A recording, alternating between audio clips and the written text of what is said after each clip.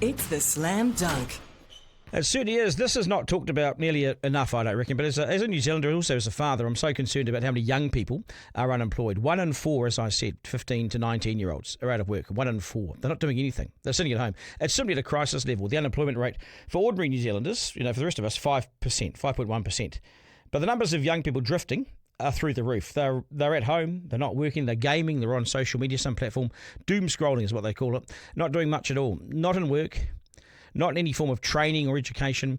It's not just a ticking time bomb, because I firmly believe that and argue that the bomb's gone off with these numbers. We've gone soft and we've allowed this. Our systems allow this. And we now have to put it right. And if we don't focus on it, it won't get put right. So 23% of 15 to 19-year-olds in New Zealand, 1 in 4, are doing nothing. Doing nothing whatsoever. It threatens to be a lost generation as they literally sit at home on their devices, doom scrolling, unmotivated gaming, but caught in their own vortex. Basically, that is their device. And the stats don't lie. 1 in 4. And when you widen that out, it's 13% of 15 to 24-year-olds. How has this been allowed to happen? They say when someone interacts with welfare, then they'll stay on or interact with welfare for the next 22 years. So if a young person interacts with welfare, that's what I'm talking about, then they'll interact for another 22 years. That's depressing, thinking about it. But that's the reality. And what can we do? And how do you approach this? How did we get there? Firstly, in my day, no one left school without a plan. I mean, gap years weren't a thing. And we either went to uni, Polytech, got an apprenticeship. It was very rare for people just to go and surf for the government, is what they called it in our school. Surf for the government. Very few went on the dole. But we allow this. And we don't require kids leaving school to have any form of pathway. They do in Australia. 13 years of investment that you've put into kids when they go from school from 5 to 17 or 18, whatever it is, and they leave and they then do nothing. Why don't we here at the very least look to link these kids with basic course, but going into the military, for instance? The basic course there was 12 weeks. And it can teach them so much. There's no devices, a 12-week hard physical discipline, but also it teaches them in the classroom stuff too, maths and English, and how what they've learned already or what they're about to learn can be put to use in the real world. I spoke to a father recently whose boy did the 12-week military course and he excelled. No device, he really excelled. Only to return to an apprenticeship and his device and his normal life, he lost himself. Now sits at home having lost his apprenticeship. Dad's distraught. What can he do? So maybe we need some attachment to the forces. I'm not talking about boot camps. I'm talking about genuine opportunity. I have many friends who went into the Air Force or the Army, and they're not there now, but it certainly set them up for life. I spoke to a guy recently who retired at 81, did 65 years working, in the first 30 or 40 of that was in the forces. Does on-the-job training seem a little bit old-fashioned? And it won't be for all, but you can't tell me that having 1 in 4 young men doing nothing is the best we can do. We need to be more ambitious. These boys need to wake up call themselves. And paying them welfare to do nothing is not the answer. I mean, we just hand it over.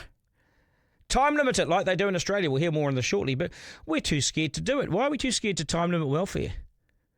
We've gone so socialist. Why? In Australia, after a year, they make you work for the dole. We'll hear more about this shortly, but they make you work for the dole. They make you go out there and work for it.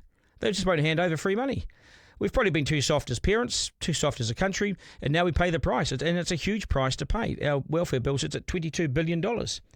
Wouldn't that be better put into industry development? So you link kids to jobs or you link them to further education? We can't just sit and let this cohort rot, but they need consequences for not playing their part in society as well. Just mindlessly paying them isn't the answer, and this job seeker dole payment, it's hopeless.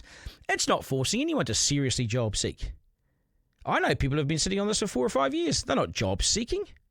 The payments keep coming. The obligations are weak. Employers aren't going to employ these young people, predominantly boys, if they don't show initiative.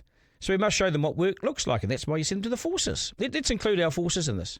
It's a new world, not an old school boot camp, but new world training. In a modern world, they can learn so much from the forces. This is about technology. It's not just about up at 6 a.m. doing boysy things and running into the forest. But they first need to learn to get up each day and go to bed in the evening. We can't let this continue. The world is hard enough, and these boys are already behind. Let's think more about this and not give up on them, but ask more of them. Have genuine obligations. If you've been on welfare for a year, it stops unless you go to work for 25 hours a week of doing something. No one should leave school without a plan. If I was the Prime Minister, I'd say no one should leave school without a plan. No one should be allowed welfare straight after leaving school. Like it's a viable option. Here in New Zealand, it's a viable option. So I'll talk shortly to an expert in job counselling or vocational counselling, who's worked extensively in Australia and here with the psychology of getting people back to work and into work. You need carrot and stick, and maybe we haven't got that right. Too often we're all stick and no carrot, or vice versa. So let's debate this, but surely we can do better than 1 in 4 young New Zealanders sitting at home doom scrolling right now, not engaged in New Zealand society. Editor-in-Chief with Duncan Garner.